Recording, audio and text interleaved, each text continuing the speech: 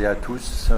Déjà merci de l'invitation, ça me fait toujours plaisir d'être avec vous. Je pourrais dire que le SNUPDEN et le SNEP sont quelque part intimement liés. De par déjà ce qu'on défend communément, mais aussi parce que, je ne sais pas si tout le monde le sait, mais c'est le syndicat qui nous accueille à Paris pour tous nos bureaux nationaux.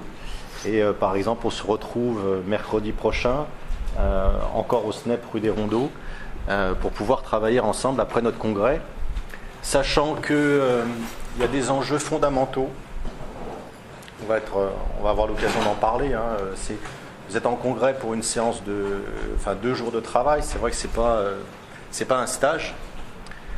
Il va falloir que vous réfléchissiez, que vous travailliez pour être source d'autres propositions que celles qui sont faites. Sachant qu'on est dans une période électorale et que, à l'occasion de cette période électorale, il y a des propositions qui émergent et qui sont celles d'une économie néolibérale. Mais c'est un petit peu ça. Excuse-moi, est-ce que vous entendez bien là-bas? Ouais. Sinon, on peut demander un micro éventuellement ou... Non, mais pour moi ça va, si vous m'entendez, c'est bien. Et en fait, ce qu'on voit poindre, c'est l'idée d'une transformation majeure du fonctionnement des établissements et du fonctionnement de l'école. Malheureusement, cette transformation, elle n'émane pas que de la droite, si je puis dire. Je vous donnerai des exemples très précis, que des candidats de droite. Et en particulier, c'est pour ça que je suis là aussi ce matin, parce que Hugo m'a demandé de faire une intervention sur l'autonomie des établissements.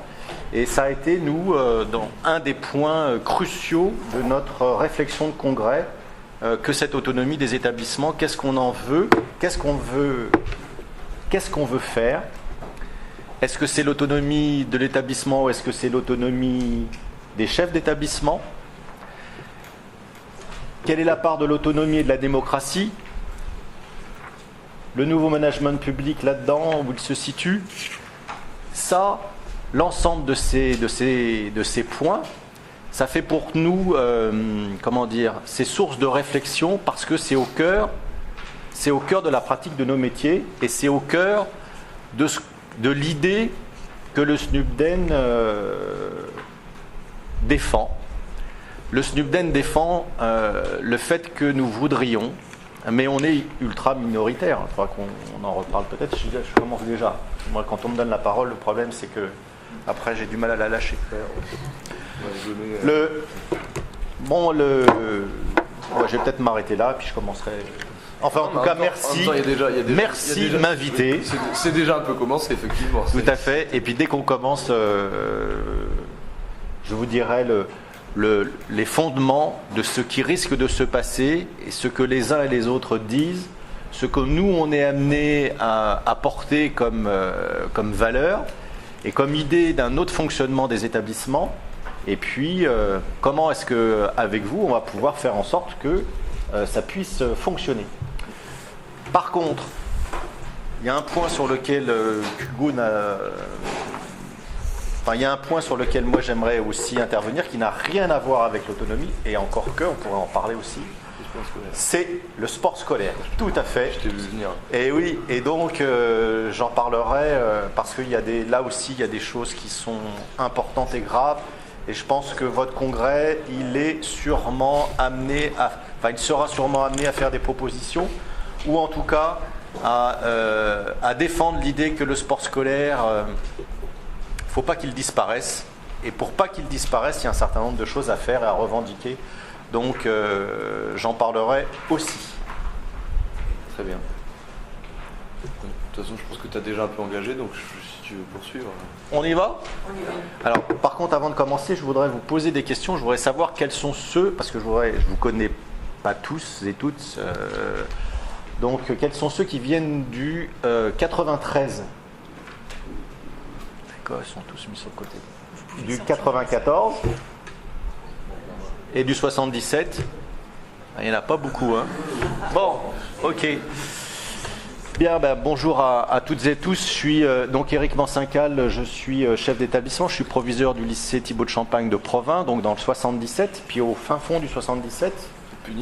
Voilà, du côté de trois autres départements, donc vraiment très loin d'ici. Mais je suis là, non pas parce que je suis chef d'établissement, proviseur, mais c'est parce que je suis syndicaliste. Et donc la parole que je porterai, c'est celle d'un syndicaliste, bien évidemment. Donc tout ce que je dirai pourra être retenu contre moi sans aucun problème. J'assume la totalité de ce que je vais vous dire. Je suis secrétaire général adjoint du SNUPDEN et secrétaire académique du SNUPDEN, qui est un syndicat de chefs d'établissement de la FSU, mais qui est, c'est très très important que vous le sachiez, pour ceux qui ne le savent pas, nous sommes minoritaires, et même ultra minoritaires dans la profession. Donc il y a le plus grand syndicat des chefs d'établissement, c'est le SNPDEN, UNSA. J'en reparlerai tout à l'heure avec des positions de son secrétaire général sur l'autonomie, puisque c'est ça qui nous intéresse. Ensuite, il y a un syndicat qui s'appelle ID et qui est passé à FO. Donc c'était auparavant un regroupement, c'était une amicale de chefs d'établissement qui ne se reconnaissaient pas dans le SNPDEN. Donc ils sont partis aux avant-dernières élections avec le SNALC. Puis ensuite, ils sont partis à FO. Voilà. Donc c'est le deuxième syndicat de chefs d'établissement. Ensuite, il y a le SGEN, CFDT. Les anciens pédagogues qui sont devenus chefs d'établissement vont vers le SGEN. Et puis ensuite, il y a le SNUPDEN, notre syndicat. Notre syndicat qui représente, donc je disais, peu de gens. Peu de gens parce que d'abord les chefs ne se reconnaissent pas forcément dans ce que je vais vous dire tout à l'heure. Il faut le savoir. Et pourquoi ils ne se reconnaissent pas ? Parce que déjà la formation des chefs, elle est massivement organisée par des pairs. Donc le SNPDEN, UNSA, trustait, avec une politique mafieuse, je pèse mes mots, et donc trustait la formation des chefs d'établissement en donc ne faisant appliquer que les méthodes qu'il voulait qu'ils soient mises en place à l'intérieur des établissements. Et nous, au niveau du SNUPDEN, on était interdit de formation. Il faut que vous le sachiez, ça aussi. Alors on a revendiqué, bien évidemment. Alors ce qu'il faut savoir, c'est que dans le passé, on a été interdit de se présenter aux élections. On est un peu les empêcheurs de tourner en rond. Demain, je siège, il y a une audience libre au tribunal administratif de Melun, puisque j'ai fait un recours au tribunal administratif pour annuler les élections professionnelles pour des tricheries majeures du SNPDEN aux élections professionnelles. Donc, bien évidemment, sur trois éléments. Premièrement, le bulletin électoral produit par le SNPDEN était un faux, puisqu'un chef d'établissement n'avait pas mis sa bonne adresse, l'établissement dans lequel il travaillait, pour des raisons qu'on ignore. Mais en tout cas, personne ne me fera croire qu'un chef d'établissement ne sait pas dans quel établissement il bosse. Deuxièmement, la règle aux élections professionnelles était que on ne devait pas communiquer sur les boîtes mail administratives, sauf celles qui étaient encadrées, et donc le SNPDEN l'a fait allègrement. Et la troisième raison, c'est que le SNPDEN a fait paraître une plaquette dans le cadre de ces élections où il y avait des photos de militants entourés d'un certain nombre de personnalités, dont des inspecteurs généraux et la vice-présidente du Conseil régional d'Île-de-France. Donc celle-ci a écrit au SNPDEN pour leur dire qu'il était scandaleux qu'ils aient utilisé son image sans son autorisation. et qu'elle ne cautionnait pas le fait d'être dans un appel à voter pour ce syndicat, ce seul syndicat-là, et qu'elle demandait que soit publiée sa totale réprobation. Et bien évidemment, ils ne l'ont pas fait. Donc du coup, bien évidemment, vous imaginez qu'avec le rectorat, le SNUPDEN FSU, et moi en particulier, on n'a pas forcément de très très bons rapports, puisque donc on a fait ce recours devant le tribunal administratif, et on va voir demain ce qu'il en est, sachant qu'on demande l'annulation des élections, l'annulation de toutes les décisions qui ont été prises par l'ACAPA, et des dommages et intérêts, bien évidemment, puisque du coup, nous sommes victimes, le SNUPDEN, des magouilles du SNPDEN. Alors là-dessus, le SNPDEN y répond au tribunal administratif, puisqu'il y a eu toute une enquête, ça fait pas mal de temps que ça dure. Le SNPDEN dit bah oui, on s'est trompé sur le bulletin électoral, mais il appartenait à l'administration de vérifier. Et effectivement, le rectorat, comme ça vient du SNPDEN, ils prennent directement sans vérifier. Deuxièmement, oui, on a triché, mais on remarque qu'on n'est pas les seuls. Bon, ils ne nous visent pas, mais c'est comme les mômes dans la cour de récréation. Ouais, on a triché, mais on n'est pas les seuls. Donc ça, là-dessus, je pense que le tribunal dira ce qu'il a à dire. Et puis, globalement, sur la troisième partie, il dit on a tellement gagné avec un tel pourcentage de voix que de toute façon, ça n'a pas eu d'effet, notre campagne électorale, avec les personnalités dont on n'avait pas l'autorisation d'utiliser les photos. Donc on verra demain ce qu'il en est. Ce que je veux vous dire par là, c'est qu'il y a collusion entre le SNPDEN et l'éducation nationale en général, et puis les autorités académiques en particulier. Notre syndicat a demandé à ce qu'il soit appliqué la circulaire Matringe, c'était une ancienne DRH qui est décédée déjà, enfin qui est décédée depuis, dans laquelle il était demandé au recteur de faire des appels d'offres pour que les chefs d'établissement puissent dire qu'ils étaient volontaires pour faire de la formation. Et ensuite, il appartenait aux recteurs et aux rectrices de choisir. Bien évidemment, sur Créteil, ça ne s'est jamais fait, jusqu'à ce que ça pète de tous les côtés. C'est-à-dire que la rectrice s'est bien rendue compte à un moment donné qu'on avait une multiplicité de conflits dans les établissements. Et ça, dans tous les départements, que ce soit 94, 93 ou 77, ça a été saignant. On a des pratiques qui sont développées par le SNPDEN, je le dis bien. Il n'y a pas simplement que... Là, en ce moment, on est plein sur les DHG, par exemple. Eh bien, si votre chef d'établissement ne fait pas voter la DHG, ne passe pas la DHG au niveau du conseil d'administration, vous pouvez être sûr qu'il a, entre guillemets, sa carte au SNPDEN. Mais c'est sûr. Qu'est-ce que nous, on développe au niveau du SNUPDEN? On développe une idée, pas une grande révolution.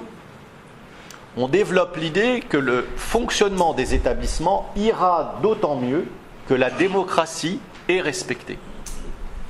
Ça veut dire quoi? Globalement, on dit il suffit de regarder ce qui se passe dans les différents pays. La dictature, c'est simple, mais c'est d'une simplicité évidente. Je suis le dictateur, je tue les opposants, donc tout le monde autour de moi est d'accord avec moi. Ça, c'est la dictature. La démocratie, c'est compliqué. C'est compliqué parce qu'à un moment donné, il va falloir qu'on écoute, qu'on soit attentif aux propositions qui ne sont pas les nôtres, les miennes. Il va falloir qu'à un moment donné, on puisse se dire, mais peut-être que les gens qui sont autour de moi et qui sont avec moi dans mon établissement, ils ont peut-être des propositions à faire auxquelles je n'ai pas pensé. Il faut peut-être qu'ils comprennent également comment un établissement fonctionne. Il faut qu'on les associe. Il va falloir qu'ils discutent entre eux.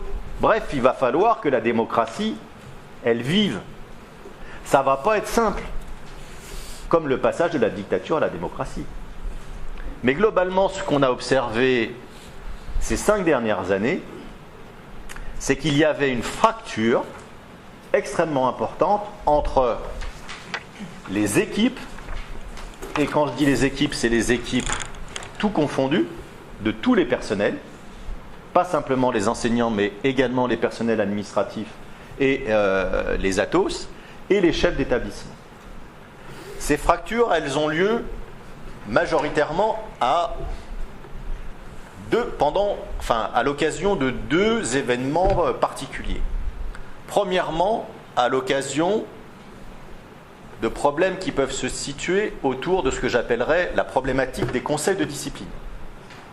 Il y a un événement grave qui se passe dans un établissement et les enseignants ne reconnaissent pas la décision du chef d'établissement.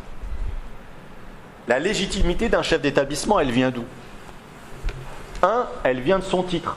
Il arrive, personne ne le connaît, il ou elle, c'est le chef, il est légitimé par l'institution.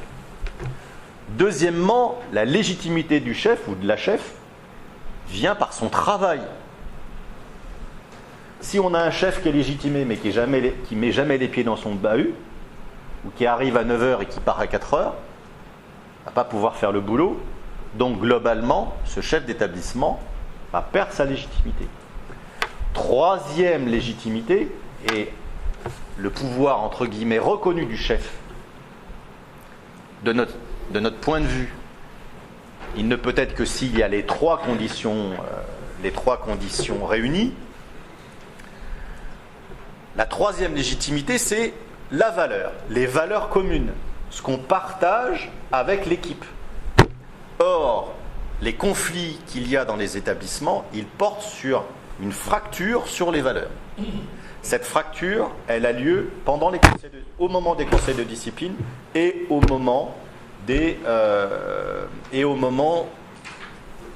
orientations de fin d'année, des décisions du chef d'établissement de fin d'année.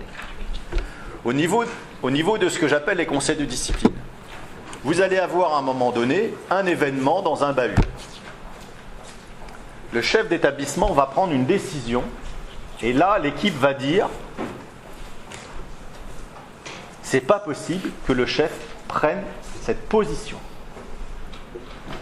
J'ai un tas d'exemples qui montrent que la fracture, elle s'opère à ce moment-là. C'est-à-dire, on va dire, mais c'est pas possible. J'avais un article de journal, par exemple, où il y avait une grève dans un établissement parce qu'il y avait un élève qui était rentré dans un bahut avec un revolver. Le chef d'établissement fait un conseil de discipline, il y a le conseil de discipline qui passe, et puis le gamin, il est exclu avec sursis.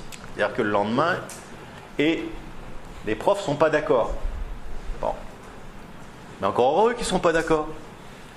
Il manquerait plus que ça encore qu'on rentre dans les bahuts avec un flingue et qu'on revienne le lendemain dans le bahut. Alors, pourquoi le chef il a pris cette décision ? Je vais pas développer parce que ce n'est pas le thème là, mais on voit bien que là, il y a une fracture. La décision qu'à un moment donné a été amenée à être prise fait que l'ensemble de la communauté ne se reconnaît pas dans la décision du chef. Même chose, il ne se reconnaît pas parce que on juge que le chef d'établissement, il ne défend pas le fonctionnement de son établissement. Même chose, vers la fin de l'année, tous ceux qui sont en collège... Il y a combien de personnes dans les collèges là ? Ok, très bien, baissez vos mains, merci.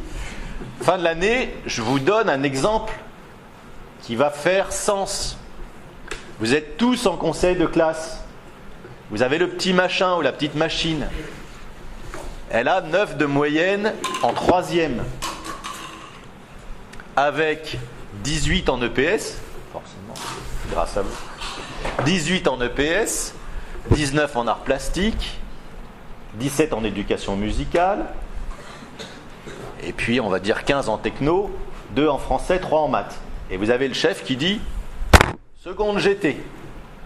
Et là vous dites attendez là on l'envoie au casse-pipe. On l'envoie au casse-pipe la gamine. Parce qu'elle s'en sortira jamais en seconde. Et là vous avez le chef qui vous dit il faut oser la seconde. Et ça passe en seconde GT, sachant qu'après il n'y aura plus de redoublement en seconde et que de façon la môme elle va se faire 3 ans au lycée, elle va louper son bac, elle redoublera sa terminale et elle n'aura pas son bac au bout de la 4e année.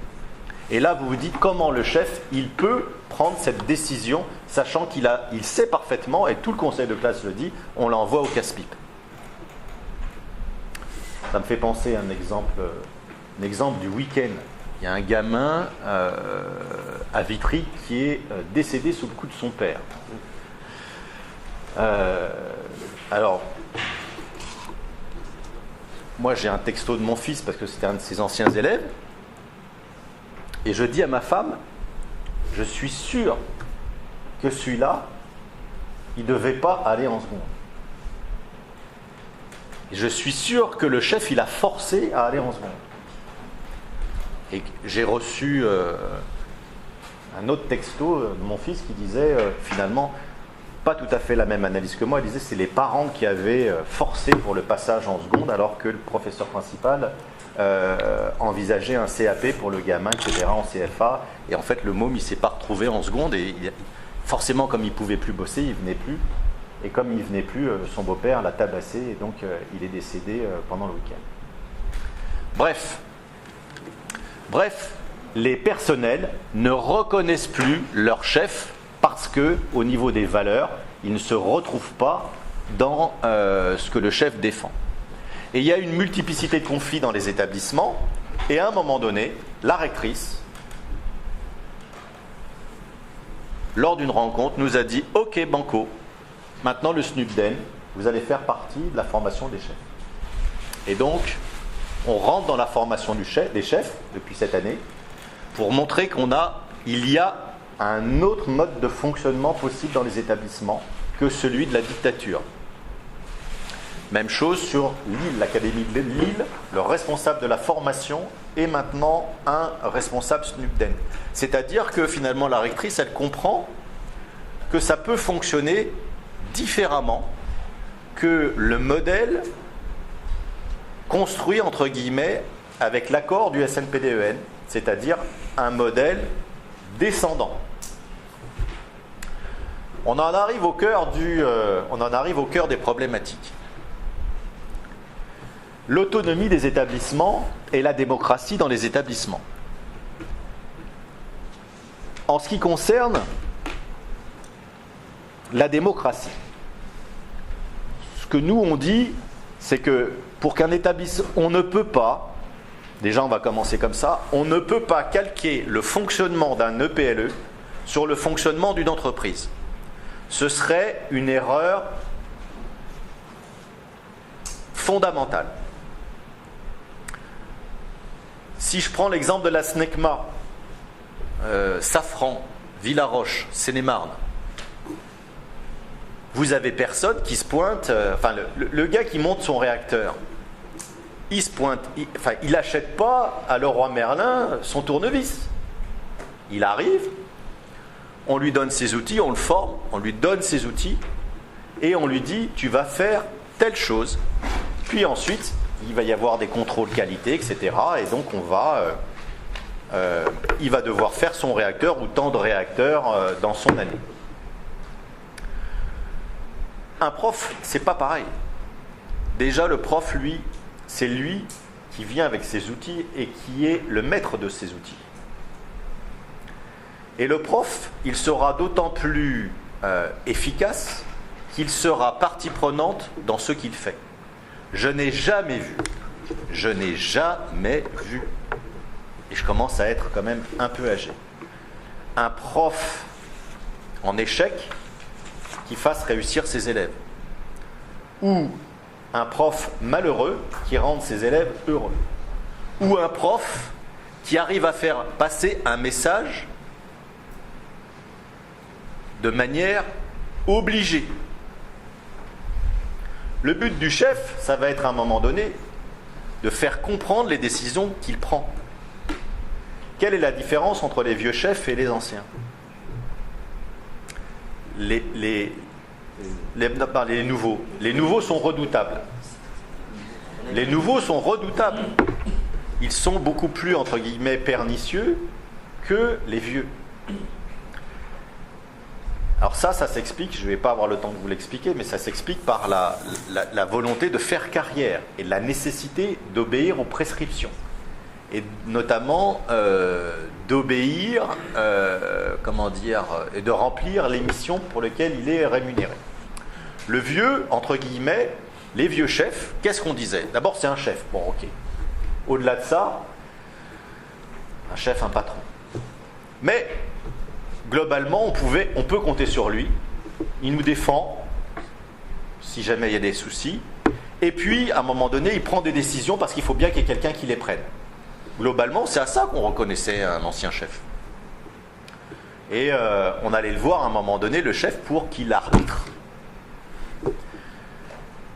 Comment est-ce que le chef, par exemple dans les moments de DHG comme ça, comment est-ce qu'il fait le chef? Eh bien, il va expliquer à un moment donné les choix qu'il est amené à faire.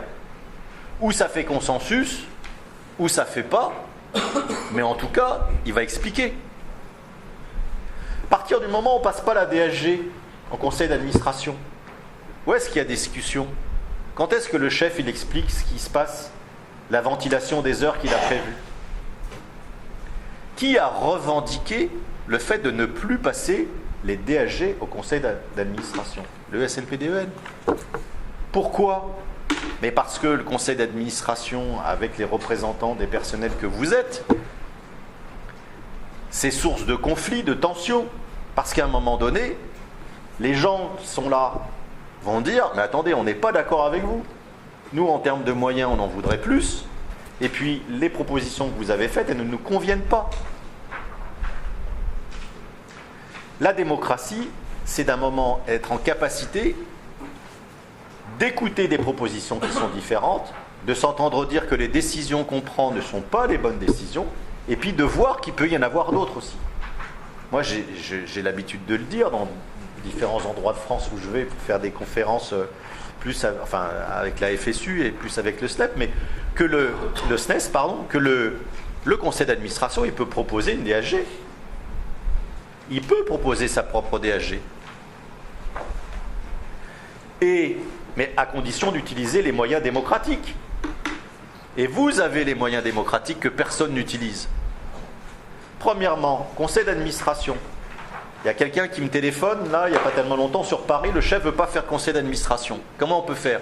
Je dis, attendez, il y a une règle. Il suffit qu'il y ait 2/3 des membres du conseil d'administration qui exigent de faire un conseil d'administration. Vous vous réunissez avec les parents, les élèves, et puis vous demandez en chef, vous faites un papier, vous demandez à la réunion d'un conseil d'administration. Premièrement. Deuxièmement, c'est vous qui fixez l'ordre du jour. Et vous mettez à l'ordre du jour présentation de la DHG. Le chef en commission permanente propose une DHG qui ne convient pas. Vous avez le droit de dire que vous n'êtes pas content. Et au conseil d'administration suivant, vous modifiez l'ordre du jour, vous ne votez pas celui qu'on vous donne, vous demandez une modification de l'ordre du jour, vous présentez votre DHG d'abord, vous la faites voter, le chef d'établissement ne peut plus proposer la sienne. Il est obligé d'appliquer la DHG qui est votée. C'est ça la démocratie. Je ne dis pas que la mienne est la meilleure. Je dis que la meilleure doit être votée. Si celle du chef n'est pas bonne, à vous d'en proposer une autre. C'est ça la démocratie. Alors, c'est pas facile. Vous allez vous friter avec vos collègues. Vous allez être confronté à la guerre des disciplines. Bien sûr. Parce que chacun va vouloir tirer la couverture à lui. Mais la démocratie, c'est ça. Je propose l'intervention, puis après, note bien les questions et j'y répondrai. Je promets que je répondrai à toutes vos questions. Qu'est-ce qu'il en est de l'autonomie? Autonomie et démocratie, c'est pas pareil. Sur l'autonomie, autour de la table, on est certain à avoir des enfants. On veut qu'ils soient autonomes. Qu'est-ce que ça veut dire être autonome pour nos enfants? Ça veut dire qu'à un moment donné, ils puissent être en position de faire des choix, mais des vrais choix, pas des choix contraints. Si l'autonomie de mon fils, c'est de choisir entre manger des pâtes, des nouilles, des spaghettis, quel est ce choix? Là, c'est le minimum vital. L'autonomie, c'est ce qui va au-delà du minimum vital. Si je fais je fais un parallèle avec un établissement. Ça veut dire quoi ce que je suis en train de dire? Ça veut dire qu'il faut donner aux établissements de quoi pouvoir travailler, les moyens obligatoires nationaux par discipline. Ça, c'est le minimum vital. Et puis, il faut donner aux établissements des moyens en heures et des moyens financiers pour faire au-delà du minimum vital, faire du plus. Or, qu'est-ce qui va être proposé au niveau de l'autonomie des établissements? C'est pas ça. C'est pas cette autonomie-là dont il va s'agir. C'est pas du tout celle-là. Qu'est-ce qui se passe pour l'instant? Parce qu'il y a de l'autonomie dans les établissements. L'autonomie, elle est depuis 1983 dans les établissements. Concrètement, comment cette autonomie, elle s'opère? Par exemple, au moment des DSG, je vous parle de ça parce que c'est le moment, on est tous dedans là. Je prends un exemple dans les collèges du 77 par exemple. Qu'est-ce qui se passe? Le chef d'établissement, en septembre, il fait remonter ses effectifs.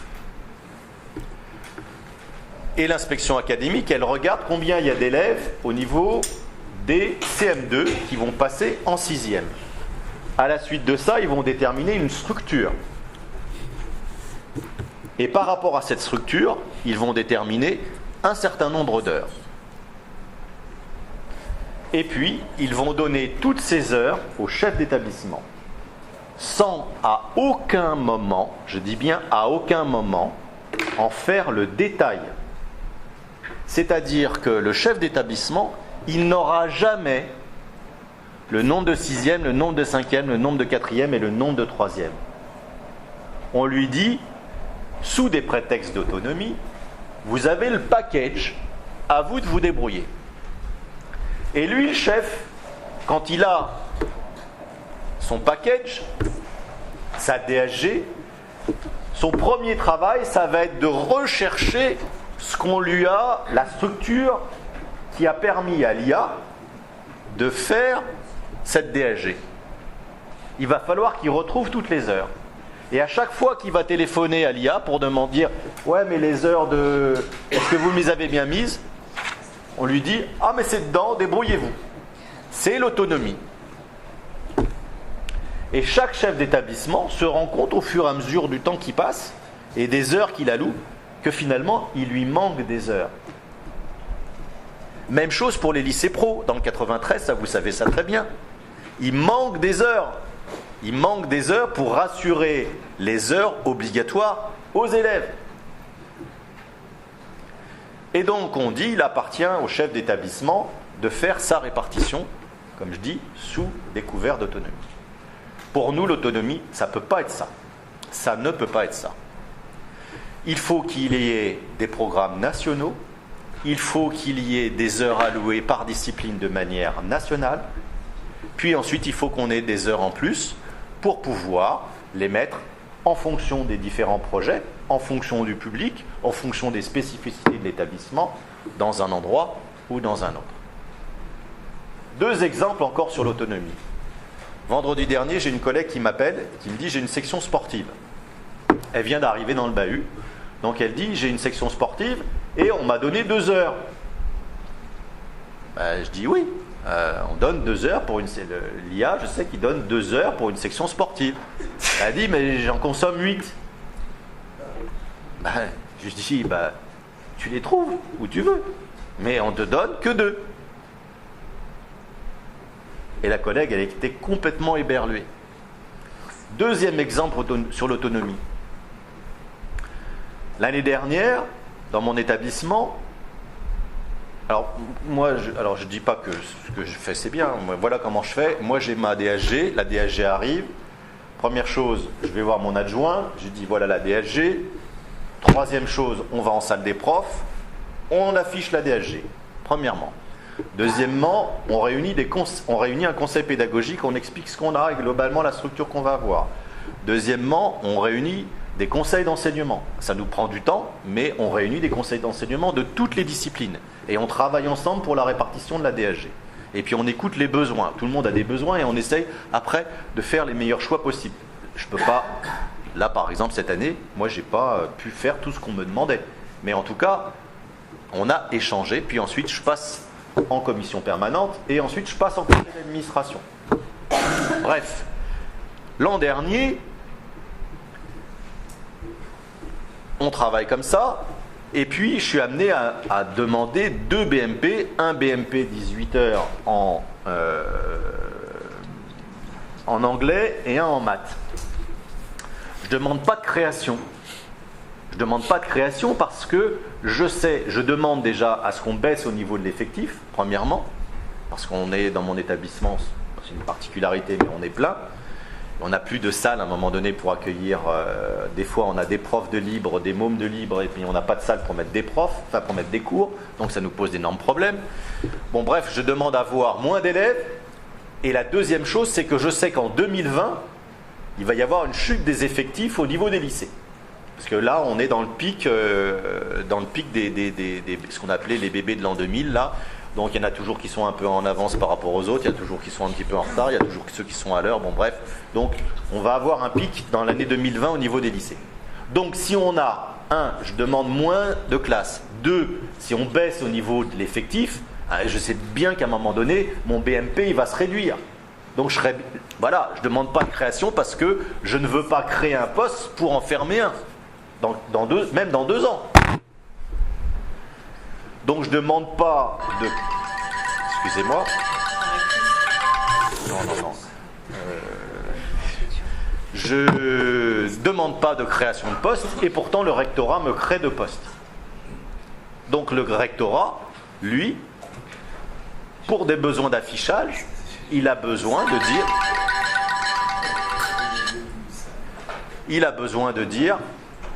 eh bien on crée les postes là. Et moi, je sais que je vais les fermer. Forcément, c'est un traquenard, bien sûr. En plus, là-dedans, il y a deux profs qui vont se retrouver après sans poste. Et on me fera porter la responsabilité de ce qui va s'être passé. Puis quand on nous demande de faire des HSA, etc., on dit on peut plus, on ne peut plus. Vous avez créé des postes là. Mais tout ça, on s'en moque. Ce qui veut dire que l'autonomie aussi, on voit bien comment elle s'opère là. L'autonomie, on s'en sert à partir du moment où ça rend service aux décideurs. Alors, l'autonomie future, qu'est-ce qu'il en est?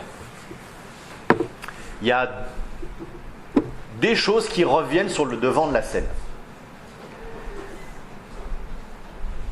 C'est l'idée qu'à un moment donné, les résultats, alors, ça s'explique, c'est-à-dire qu'on donne des explications pour légitimer la modification profonde du fonctionnement futur des EPLE. On dit, les résultats sont mauvais.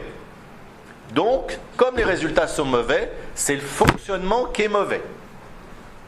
Donc, on va changer le fonctionnement. Alors, attention, on ne prend pas les bons arguments. On ne prend pas les bons arguments. On ne dit pas, il n'y a pas suffisamment de profs parce que les profs ne sont pas assez payés et donc ça fonctionne avec des contractuels. Moi, depuis le début de l'année, il me manque un prof de physique, ça on s'en tape. Là, on me demandera l'année prochaine, en terminale, que tous les mômes ils aient le bac. Qu'il n'y ait pas eu de prof depuis le début de l'année, mais on s'en fout complètement. On va dire, il y a un mauvais fonctionnement du bahut. Bref, donc...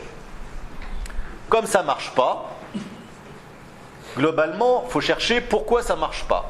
Pourquoi ça ne marche pas? Parce qu'il y a des gens qui empêchent que ça fonctionne. Qui empêchent que ça fonctionne? Majoritairement, les syndicats. Ce n'est pas une élucubration. Ce que je vous dis, c'est écrit. Je vous sors. Là, j'ai mis quelques notations sur... Comment?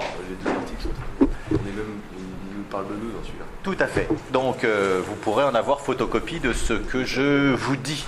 C'est clairement écrit. Les empêcheurs de tourner en rond, les empêcheurs de fonctionner sont majoritairement les syndicats. Ça, ce sont les gens au ministère qui le disent. Ce sont aussi les chefs d'établissement qui le disent. Parce que qui apporte la contradiction dans les conseils d'administration? C'est les profs. Donc on va trouver un autre fonctionnement. Le nouveau fonctionnement, ça va être de calquer le fonctionnement des EPLE sur le fonctionnement de l'entreprise ou de l'enseignement privé. Qui dit ça? Globalement, toute la droite, quand vous regardez ce qui se passe au niveau des candidats. Et la gauche. La gauche. Alors, vous pourrez me dire, il y a la droite dure, il y a l'extrême droite, il y a la droite molle. Bon, mais en tout état de cause, la réalité, c'est celle-ci. On dit quoi? Il y a 2 livres qui sont fort intéressants. Un a été réalisé, écrit par M. Blanquer, l'ancien recteur de l'Académie de Créteil, l'ancien DGESCO, l'actuel directeur de l'ESSEC. Qu'est-ce qu'il dit? L'ESSEC, l'École supérieure de commerce, comme HEC si vous voulez. Il dit globalement, il faut donner de l'autonomie aux établissements, mais ça ne veut pas dire renforcer la démocratie, ça veut dire donner du pouvoir aux chefs d'établissement. Et c'est là que nous, bien évidemment, on se heurte à une conception, à une philosophie du fonctionnement des bahuts. Qu'est-ce qu'il dit? J'ai noté, je vais vous lire très précisément. Le système est déjà profondément inégalitaire. Bon, ça, c'est la légitimité de ce qu'il faut faire pour changer, de ce qu'il y a pour changer. Il n'y a qu'à voir la fuite des élèves vers leur secteur privé. Alors, ça aussi, c'est une stratégie. La stratégie des gens qui proposent, c'est que c'est comme hier Fillon, quoi. Enfin, excusez-moi, je fais un parallèle, mais ouais. Quand on écoute, c'est pas possible, quoi. À un moment donné, on dit, bon, enfin bref, je parlerai pas de Fillon.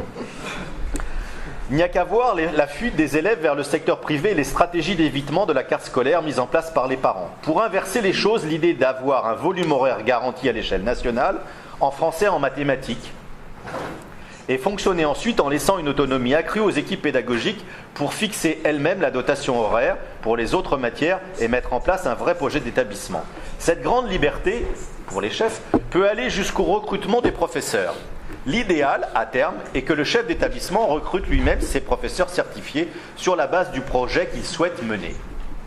Cela signifie que les ressources humaines doivent être gérées à l'échelle locale, aux antipodes de la gestion par ordinateur d'aujourd'hui. Donc là, vous avez bien clairement identifié la volonté délibérée, l'idée du fonctionnement futur de l'EPLE. Là-dessus, les chefs, je peux vous dire, là-dessus, ils sont contents. Ils sont à 100% pour. Regardez, j'ai dans mon bahut des profs. Dans l'eau, j'en ai un certain nombre qui m'ennuient. Bon. Ou je suis patient, j'attends qu'ils partent à la retraite, mais mon rêve, moi, c'est qu'on ne me contradit pas. Plus de contradiction dans mes CA. Et pour éviter la contradiction, pour que tout le monde soit d'accord avec moi, qu'est-ce que je vais faire? Je vais recruter mes profs. Ça sera les miens.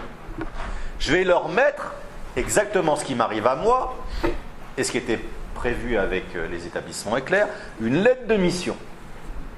Sur la base de mon projet. Pas le projet de l'établissement, on s'entend pas. C'est mon projet.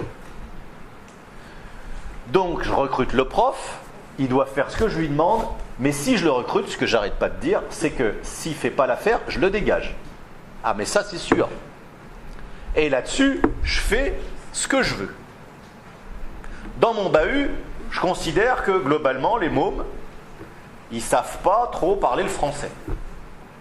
Comme dit M. Blanquer. Et encore pire, ils ne savent pas trop compter.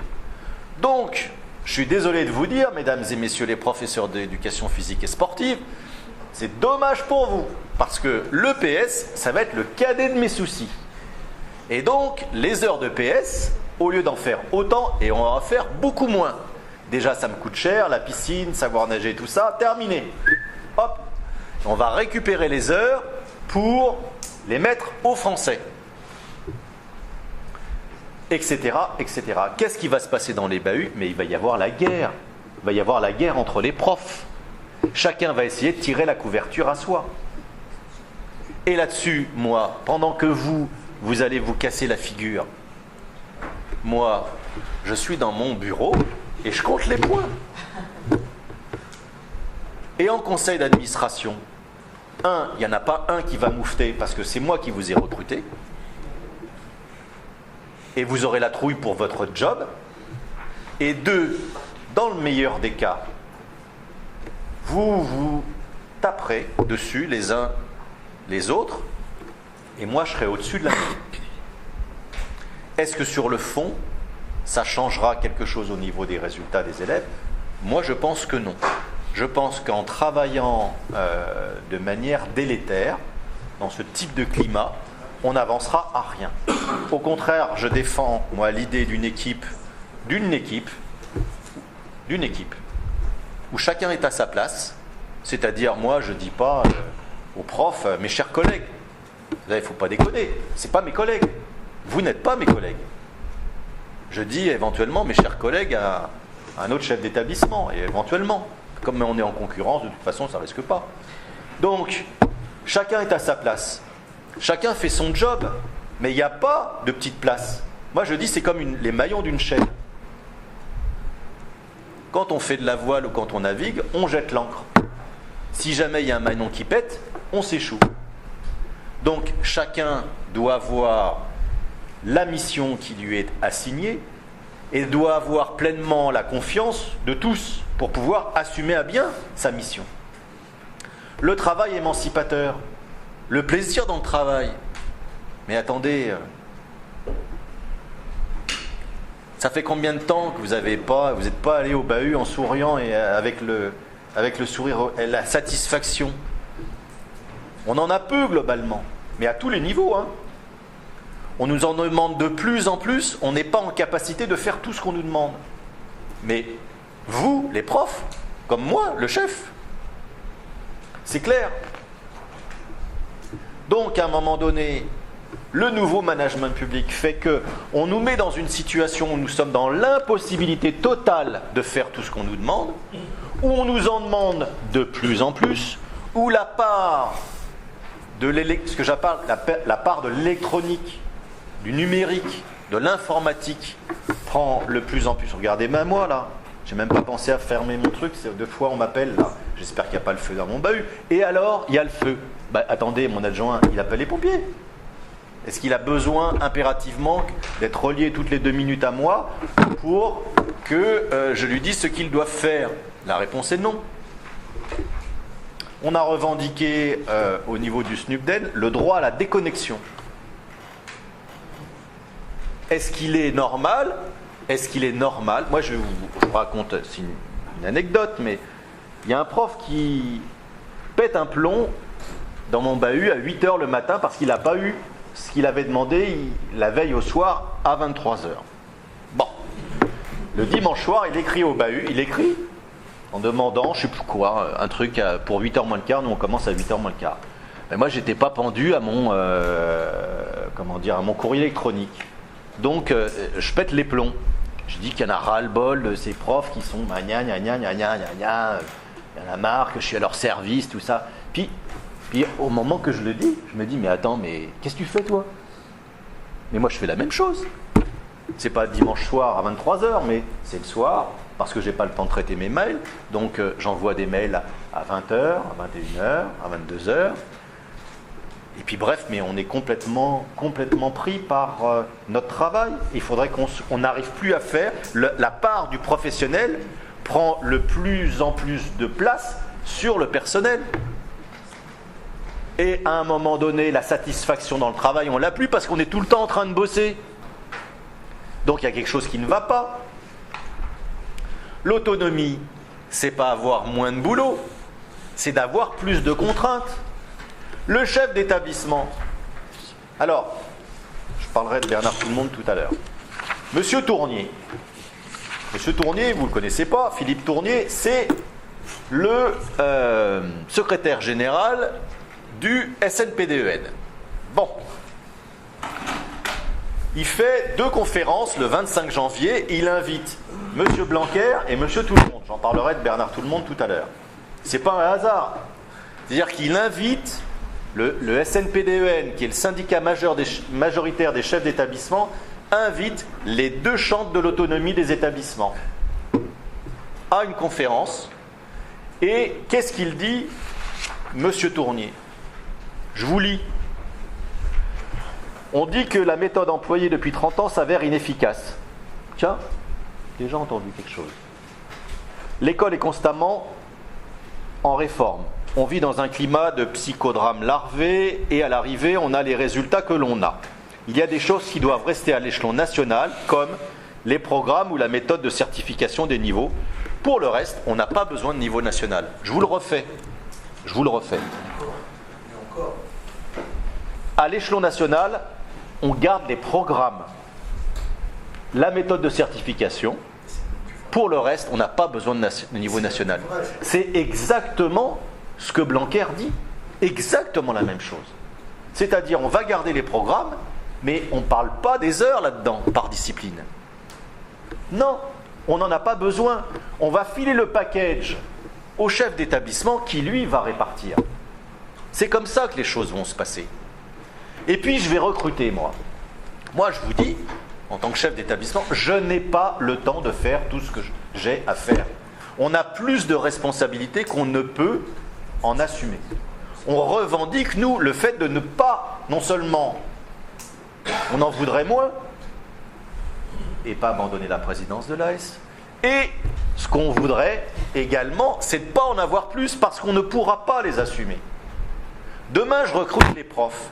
Mais attendez, je dois déjà recruter les assistants d'éducation. Quel merdier! Je suis désolé de le dire, il n'y a pas d'autre terme. On ne s'en sort pas. On passe des heures. Les CUI, même chose. Et si demain c'est les profs, sur quelle base?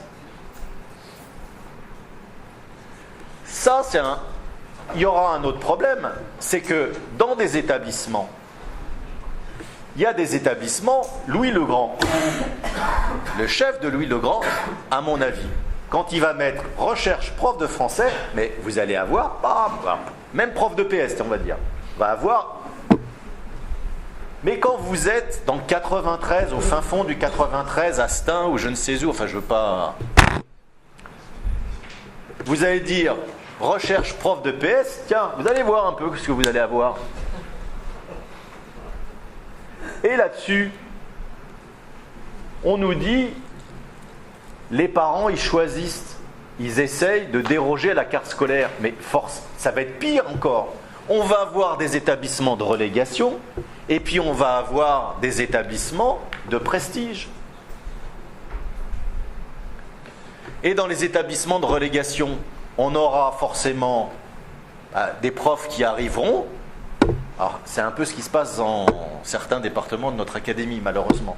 On aura tous les nouveaux qui arriveront, parce qu'il faudra bien les mettre quelque part, parce qu'ailleurs, ils n'auront pas été pris. Alors, vous imaginez, je viens de réussir mon concours. J'ai postulé à Louis le Grand, j'ai postulé à Henri IV, j'ai postulé... Et puis, on me dit partout qu'on ne veut pas de moi.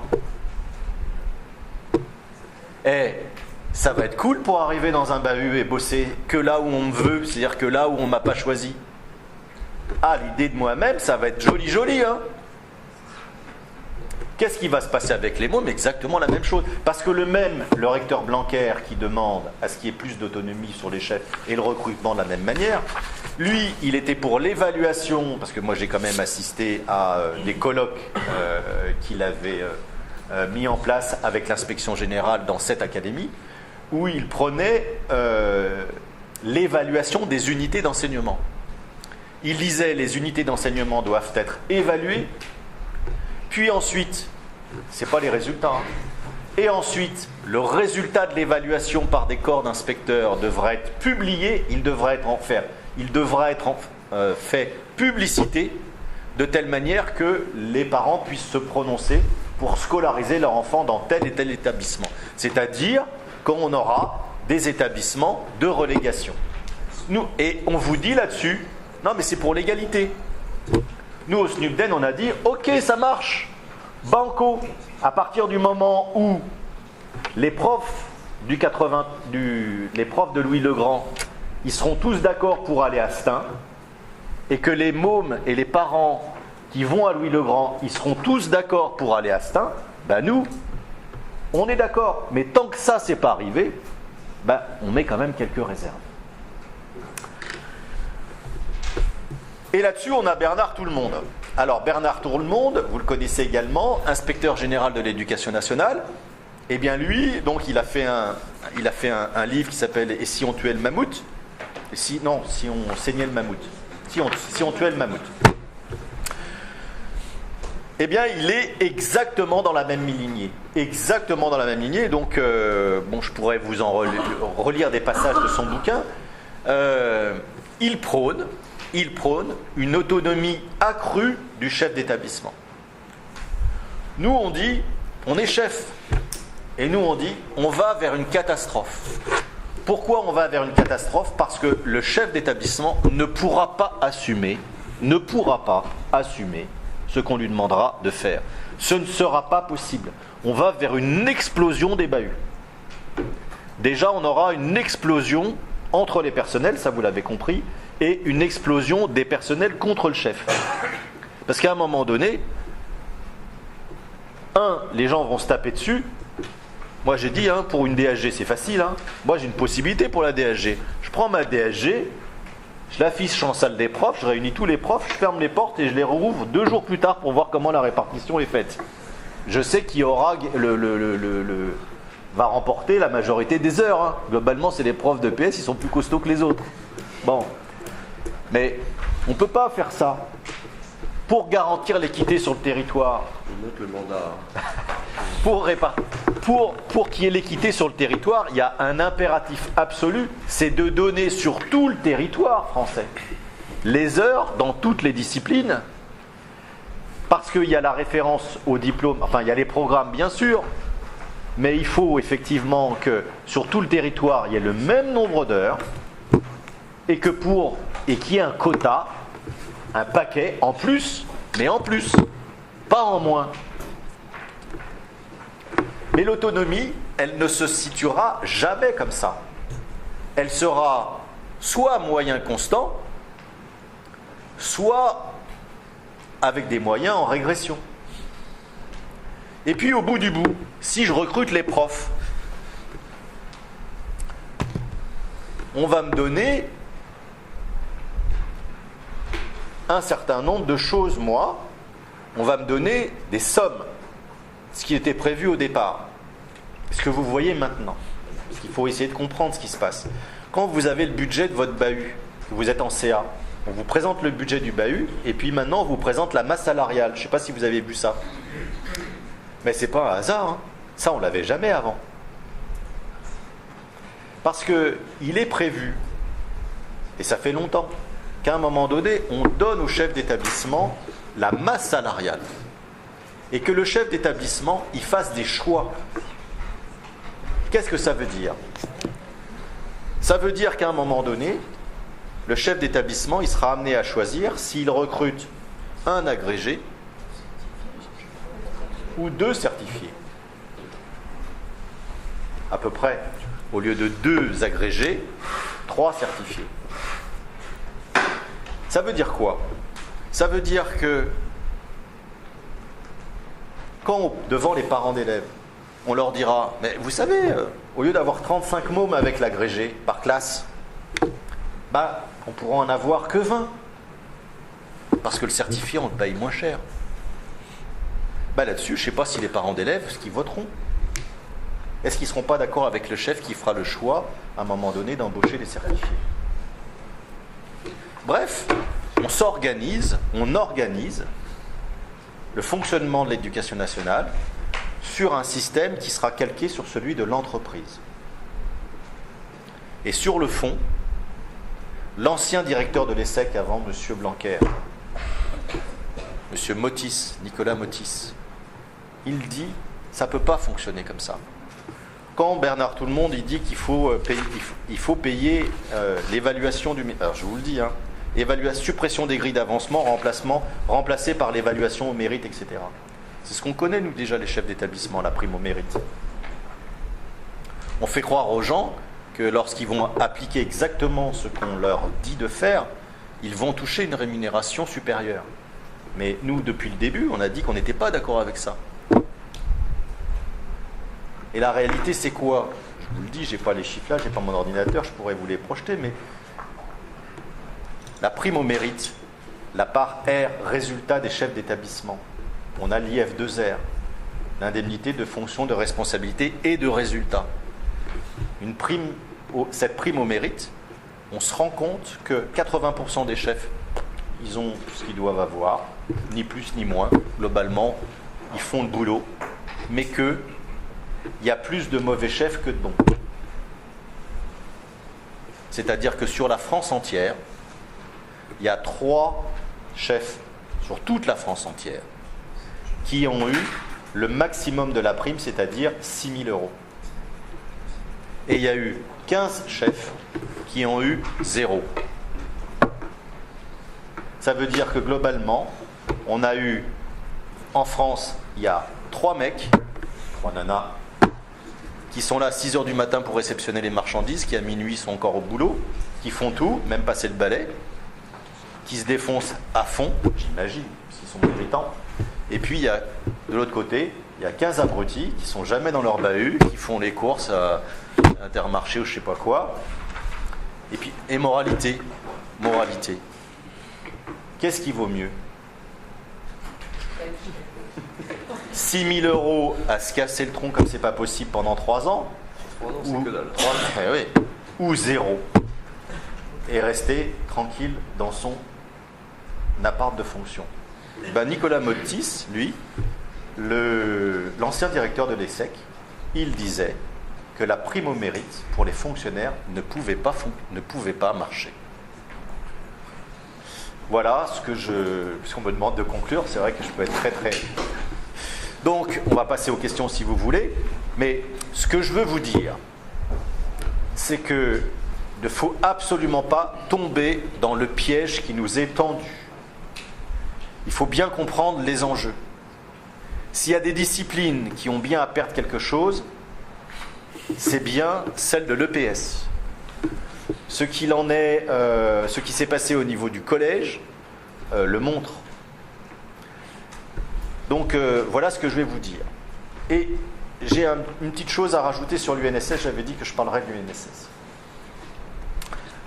Là aussi, il y a des enjeux qui sont gravissimes. On essaye de se battre. Il y a eu une campagne du SNPDEN pour que les chefs d'établissement ne soient plus les présidents des AS. Et là-dessus, ils ont roulé sur du velours, parce que les chefs, ils ont tellement de boulot qu'ils se sont dit, mais si je peux me débarrasser de ça, mais pourquoi pas? Ils n'ont pas vu l'enjeu de société. Ils n'ont pas vu l'enjeu sur les pratiques du sport féminin. Tout ça, mais ils ne le voient pas. Et même s'ils le voient, de toute façon, si on peut leur proposer de bosser un petit peu moins, pourquoi pas? Là-dessus, avec le SNPDEN et Petrinka, ils ont créé une commission annexe, en dehors de toute, pas de légalité, mais de chefs d'établissement, je ne sais plus comment ça s'appelle cette fameuse commission, un groupe de réflexion des chefs d'établissement pour le fonctionnement des AS, et on s'oriente vers une présidence qui serait la présidence par les parents d'élèves. C'est ça aussi qui se joue. Et là-dessus, comment? C'est sur la gouvernance. Et là-dessus, il faudra être extrêmement vigilant. Il y a une réunion bientôt des chefs d'établissement le 10 et le 11 mars. Et puis, moi, je fais... c'est une des bonnes nouvelles dans l'académie. Donc, je suis le représentant des chefs d'établissement de l'académie. Donc au moins, ça c'est quand même pour une fois une bonne nouvelle. Donc il n'est pas question que je rentre là-dedans. C'est-à-dire que tout ce qu'on nous on nous demande, les chefs d'établissement, de rentrer dans des questionnaires. Je pourrais vous en faire des photocopies. Je pense que pour le SNEP, vous seriez très, très content de voir ça. On nous demande de faire de rentrer dans les propositions de Petrinka. Il n'est pas question de ça. Il est plutôt question de parler des forfaits d'AS, des problématiques du forfait. Mais ça, on n'en parle pas. Donc, à vous aussi, au SNEP, vous êtes suffisamment puissant pour, exiger que la présidence des AS continue à être celle des chefs d'établissement. Je rappelle que vous êtes payé par l'État. Et donc, il serait quand même, je le dis bien, scandaleux qu'à un moment donné, des parents d'élèves, ils président une association dont les membres seraient payés par l'État. C'est pour moi totalement inconcevable. Et puis, je reviens maintenant, parce qu'on parle de présidence, je reviens sur l'autonomie, et ça sera ma conclusion. Il est question également, quand vous regardez les programmes de la droite, que le chef d'établissement n'ait plus la présidence des conseils d'administration. Donc là-dessus, nous, on a un mandat qui est clair au niveau du SNUPDEL, c'est qu'on revendique de garder la présidence des conseils d'administration, parce qu'il ne faut pas croire que le président du conseil d'administration, ce sera quelqu'un d'élu, ce sera obligatoirement un payeur. Et le payeur, ce sera le représentant de la région, bien évidemment. Et ça créera un échelon supplémentaire entre le chef d'établissement et les autorités hiérarchiques que sont l'inspection académique et le rectorat. Et donc, on perdra obligatoirement, entre guillemets, de l'autonomie réelle. Voilà ce que je peux vous dire. Je suis prêt à répondre aux questions. Il y a la dame sur le côté qui...